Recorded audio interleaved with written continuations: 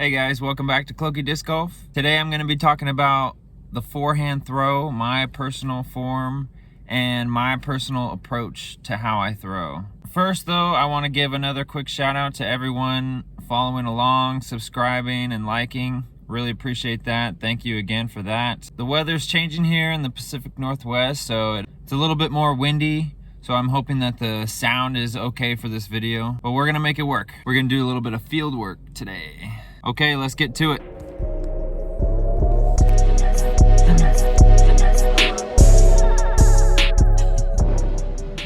When we're talking about forehands, one thing we need to make sure that we do is properly warm up.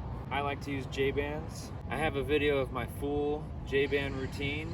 If you are looking for a warm-up routine, or if you're looking to get a stronger arm with a more powerful throw, go ahead and check that video out. Now I know a lot of guys, when they're talking about forehands, they'll mention that they have a baseball background, which if you know me, you know that that is the case. I played outfield all the way up until college, and one thing that we used to do before practices was long toss. Basically play catch with each other, but just progressively back up further and further until we couldn't throw any further. And now my coach allowed us to throw for as long as we needed to help strengthen our arm. Which, when I talk about throwing forehands, I have to mention that because I feel like doing that long toss and having a lot of arm care programs with baseball has definitely helped me develop my forehand to where it is now. With that being said, my first ever forehand was a turnover cut roller into some bushes somewhere. Well, I'll probably never see that disc again.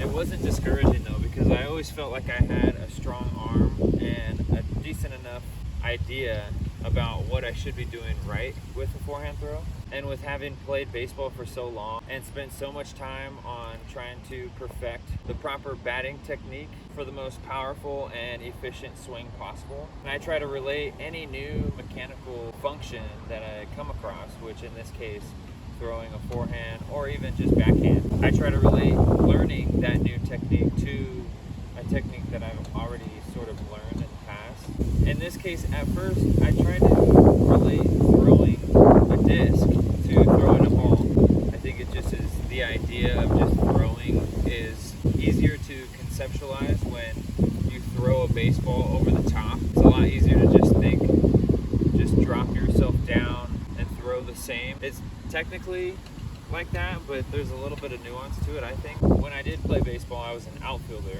and so one of the things that we're learning is coming through a baseball, dropping the arm back and long, and then getting to, at least I was taught, and the way that I think is most efficient in the outfield is to pull down from up, from top to bottom, and pull down on the seams, and that'll give it that nice backspin, allowing it to carry further from the outfield to like home plate or something like that. So when I think of a baseball throw, I think of extending really long and pulling down with the front side, and from top to bottom snapping down. Now with disc golf, unless you're throwing a tomahawk or something like that, you're not really throwing over the top at all. And so the idea of kind of leaning over and throwing the same is okay, but you're not really doing the same motion with your wrist. Something to make that example a little bit clearer was the grip. Essentially, if you're grabbing a baseball and pulling down, you have some sort of grip with two fingers and the thumb. Obviously, that's similar with the disc because you're not grabbing it with your whole hand. Two fingers and the thumb. But if I were to grab it like I would a baseball, I would almost have this sort of grip. And in this case, my middle finger isn't really doing much. It's kind of a little bit awkward, at least for me to throw. And I did try this for a long time, but it kept dragging on my hand, and I would get a big blister right here. I even still have a callus right there. And I used to throw like that for a while, and it would work, but like I said, it just hurt my hand too much. If something is hurting your body, then it probably isn't the way that you're naturally supposed to be doing that. There's so many different ways to throw a disc or perform these mechanical movements. Sure, there might be a baseline, like this is a baseline form example that if you're learning from scratch, then it's something to work off of, more like a template. It's not cookie cutter. There's so many different ways to perfect something. It just depends on your body type and your skill set and what you feel comfortable doing with your own body. So with that being said, I switched up my grip. I basically just held the disc with my other hand, just grabbing it naturally and pretending like I was throwing it. And however that grip was, I told myself that's how I'm gonna learn how to throw. I hold it pretty deep in the hand, and I keep this thumb right on top and pressured down, and it's really pushing down. While underneath, I keep these fingers just straight ahead. Basically, my hand is like this. And I don't really like having the wrist super cocked back. I feel like that's kind of a little unproductive. You don't really want any muscle to be super tight before doing an athletic movement. I feel like that kind of hinders, and I actually did try to do that for a while. I feel like I just turned everything over because my wrist was just so ready to explode that it wasn't exploding forward and with the same timing of my body that I wanted to. Just holding it normal, you don't want to just hold it limp, but a little bit back. Your arm feels supported and strong. If you were to hit something, you wouldn't just have it down and here and ready and then swing. You'd have your arm up and ready, and then you would swing. So in this case, you're not flexing the muscle all the way and holding it back and keeping it really taut. It's just enough back, and I honestly don't even really move it back until I'm moving my whole body back.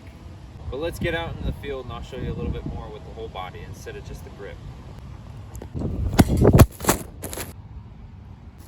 I got my hood on to try to protect from the wind. But okay, so now I want to talk a little bit about the mentality that I have behind throwing the forehand. So basically, when I first started, sorry, it's windy out here. Basically, when I first started playing, I never shied away from throwing a forehand. Now, this didn't mean I was throwing forehand on every shot, but if it was a straight to right shot, I was throwing the forehand. It was the first option. Over time, and since playing and seeing other guys throw and getting new discs and discovering new skills for my backhand and stuff like that, I don't always approach it the same way, but it's still the first thought, is if it's going straight to right, forehand is probably the play. That kind of determines how I decide to throw my forehand in general and what I'm trying to get out of it. So anytime I went to go throw a forehand, I wanted it to finish to the right. There was never a time where I wanted to throw a forehand shot and just let it finish straight or even to the left. The only time when that did happen is anytime I had to scramble out of the woods or something like that. Being up in the Pacific Northwest, there's a lot of courses where you're just in the middle of a ton of trees and maybe your only option is to pitch something out from right to left. And I'd say that's probably one of my most comfortable shots now for scrambling, is something that I could reach out right, really get my weight into my right foot and just pick a spot out in the middle of the trees or somewhere random, and just imagine and visualize the angle from right to left where I want it to go. Imagining the line, feeling confident. You have to have practiced it, but you also need to know what distance to throw. Anytime I was doing one of these over the top and hyzer from out of the trees, trying to go from right to left shots, it was always with something more neutral and understable, or something maybe even a touch overstable at the beginning. But in my case, it was a champion T-bird 3. I remember I got a T-bird 3 and a Firebird at the same time, and after throwing them both on forehand, I realized that the T-bird 3 would just go straight to the left, and the Firebird would actually do what I wanted it to do, go straight and then finish to the right. So from then on, I never really had the idea to throw a T-bird or like a Leopard or something more understable than a T-bird 3 on forehand. It was always a Firebird or more overstable. And anytime I got new discs, if I threw it on backhand and it was super overstable, my test for how stable it would be was to throw it on forehand and see if it could hold the torque. Disc golf players that have a baseball background, I think, have a little bit better idea of how to use their full body when they're throwing. Whereas I feel like guys that maybe have only thrown a disc, they're really good at manipulating the angles and knowing how much snap and spin to put on a disc. I know for me, I had all the technique right with throwing, Like, I knew how to throw. It just was a matter of how to throw the disc properly. Naturally, I have a little bit of a wrist roll type of throw, if you want to say that. Basically meaning that when I follow through, I come over the top. And that's one of my biggest mistakes with rolling over and throwing low to the left, is just pulling too much too early over the top.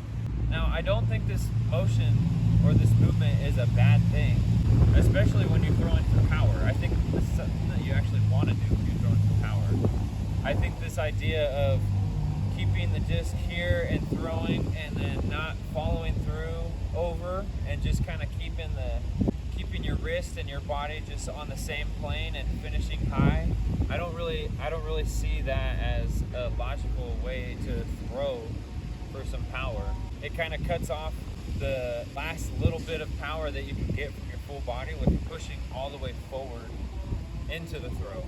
And that's kind of what I'm talking about here today. It's just a power forehand, something that you want to just feel comfortable ripping on and either hitting a gap or just throwing really far and then having crash to the right where you want it to be. Maybe you need to get over water or around some trees or something like that. That's basically what I would use my forehand for. Over time, I've gotten better at manipulating angles so I can do a flex shot and maybe just a straight to turnover shot with the forehand.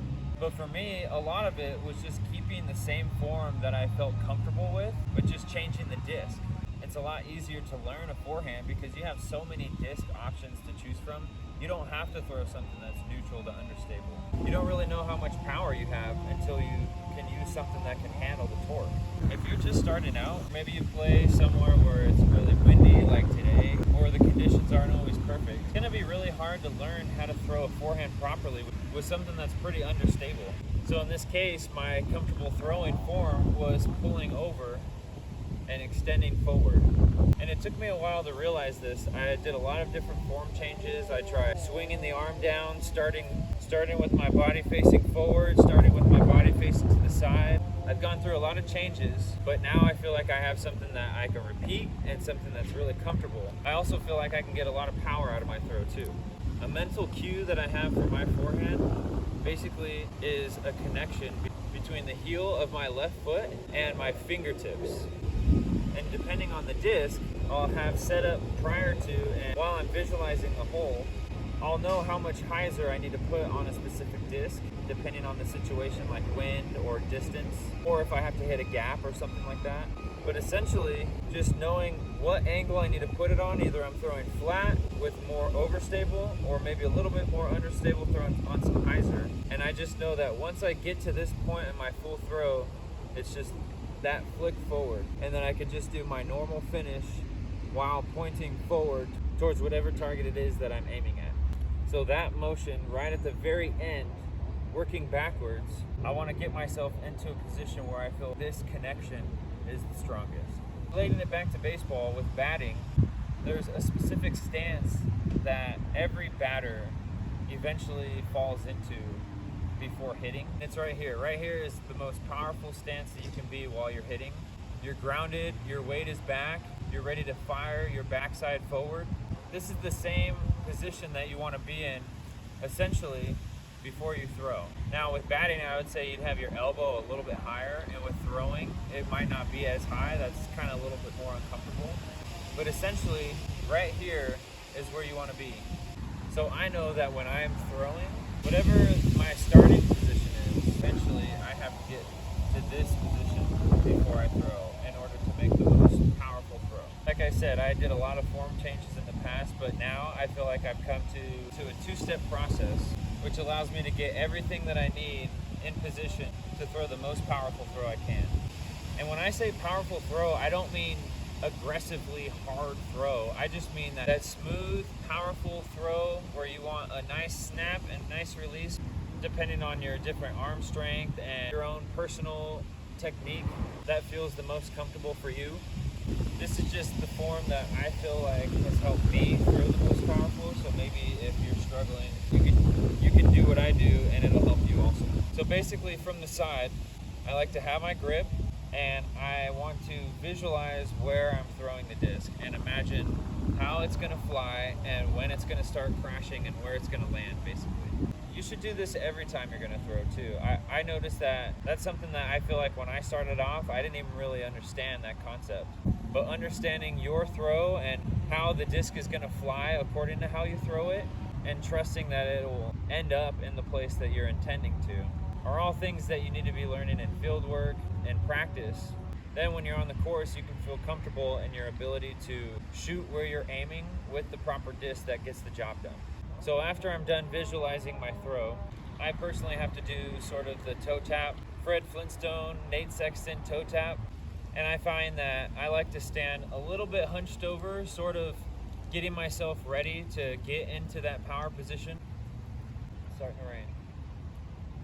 So I don't like to stand all the way up straight. And I don't also like to start here because I like to have my body naturally get into the throwing motion that is necessary. I feel like that helps me stay more fluid and more loose with the throw. And one thing that I like to do too before I'm throwing is when I'm getting ready, let's just say I'm visualizing and I'm looking at my target. I'll look this way. While I'm getting ready and doing my little toe tap, I'm pushing with this hand backwards while keeping this hand nice and loose, but pushing on the fingers. That way, mentally, I'm imagining having force pull on these fingers, which I think helps me visualize how I need to push through the fingers towards my target while I'm getting that full release forward. So while I'm doing my toe tap, I'm pushing back on this hand and really getting that finger engagement. And then when I feel like my target is picked out and I've felt comfortable with my grip, then it's time for me to do my first step, which can either be right or left. It doesn't really matter. If you do your left, it has to be sort of a smaller step, and it's really more of just a step to get this one in position, to get your right foot into position. But as you're doing this step, and I'll say do left, right, left, just to keep it more simple. So I'm doing my toe tap, I'm fixing my hand, I'm locked in on the target, and now I take left and I drop this hand so it's no longer touching. I drop it down and I curl my wrist forward. Not so much to where I'm fully flexing my hand and you can feel the tension in the forehand, but just enough to where I'm just dropping it, almost letting gravity just drop it down. So I'm pushing back, I drop it down, take that small step at the same time with my left foot. As I'm coming through my right foot, I'm pulling this hand up towards my ear. So it's a step across up to the ear. I like to keep my hand up by my ear because I feel like it helps me keep my arm close to my body while I'm stepping through. The rest of my body is still going forward, creating that elastic band that I was talking about earlier. So now, I'll show from the side. So step, up. Now I'm getting into this position here, where I'm up, I'm looking at my target, and my whole body is going forward while my arm stays where it is. So it's right here, it's staying where it is. It can even move back just a little bit with your scap. If you load your scap, that's even better. You don't want to just keep it neutral right here. It's down, up, engage the scap. All your weight at this point is on your right foot and basically in the heel. You want to be in your hip and in your butt because that's the most balanced position and the most powerful position. So your arm is up, your scap is loaded, your weight's on your right foot, and now your momentum is moving forward while your arm is staying back. And I know a lot of people with the backhand, they talk about instead of reaching back, keeping the disc in one spot and moving away or moving around the disc, like keeping the disc here, moving around and then back. This is sort of the same idea. You want to step, drop, step, pull up, load the scap, turn your upper body, get it in throwing, ready, powerful position. And then as your weight is moving forward, you want to be light on your front foot. So for example, right when my front heel comes down, I'm throwing my back hip. So I'll do it like this, it's a little bit easier to see. My heel comes down and my back hip fires through this way. So the rest of my body is staying super still right now because it's creating that elastic band even further than we did at first. touched the ground with my heel, I've slammed the heel down, and now at the same time, the heel's slamming and I'm pulling through with the glute and with the upper body. And now at the very last second, you almost want to feel like you're throwing with your upper body and your wrist and your fingers. And so this to here to here. You don't want to, I'm not thinking at all about my elbow or anything. If anything, I'm thinking about the forehand right here. But it's wrist and upper body and shoulder. Once the front side has pulled through, now I'm just pushing through almost with the front of my body, my shoulder, and then my wrist at the last second. It's like a push. I'm not throwing with my arm, with my elbow. The elbow is lagging and it has a lot to do with the throw, but it's not really my main concern. My throw is more of a push with my upper body and my arm, my forearm, and my wrist. If I were to do some sort of like practice throw, this is mentally what it feels like. Like I'm stepping through and pushing all the way towards my target. So I'll do a throw from the side and from the front just to show you kind of an idea of what it looks like at full speed. So here it is from the side. All right, and here's what it looks like from the front.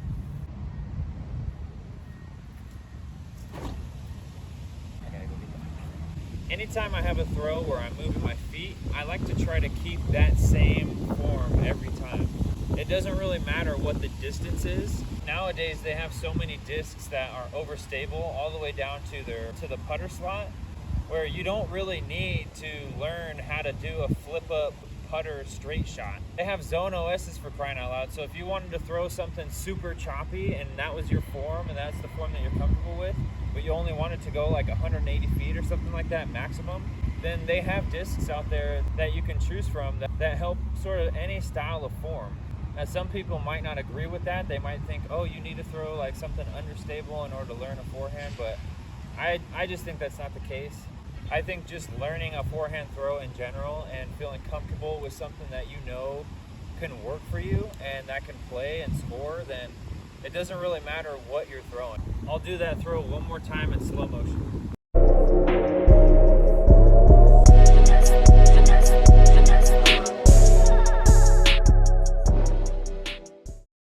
Now you can see too, my back foot is coming all the way off the ground and then touching at the very end.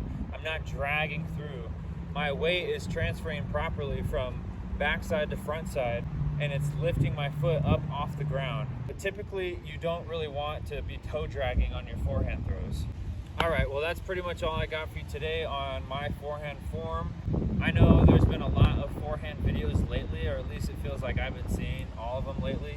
With the oversaturation of cookie cutter processes of how to do something, it can be helpful for a guy like me, someone more random, to just post what I personally do. Product of looking online, having baseball as a background, like all those things, but those have led to basically.